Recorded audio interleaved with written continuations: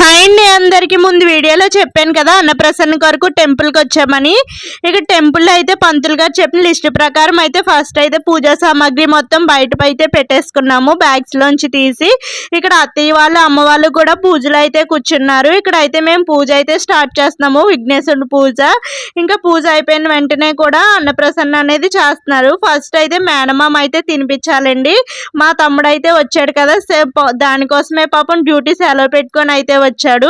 ఇంక వెండి గిన్నెలో అయితే పరవాన్నం వేసి బంగారం ఉంగరంతో అయితే 3 times అయితే తినిపించాలంట మేనమామ. వాడైతే అలానే తినిపిస్తున్నాడు. ఫస్ట్ టైం అయినా వాడికి పరవాన్నం తీయగా ఉందా ఏంటో తెగ చప్పరిచ్చేస్తున్నాడు పరవాన్నం. ఇంకా తమ్ముడు తినిపించేశాక ఇక్కడ అత్తయ్య మావయ్య తర్వాత అమ్మ నాన్న అయితే కూడా తినిపించేశారండి. తర్వాత మేమిద్దరం కూడా తినిపించేసాము. తినిపించేసిన వెంటనే ఇంకా బాబుని తీసుకెళ్లి అమ్మవారు ఒళ్ళు అయితే కూర్చోబెట్టారు. ఏం పట్టుకున్నాడో ఏంటో నెక్స్ట్ వీడియోలో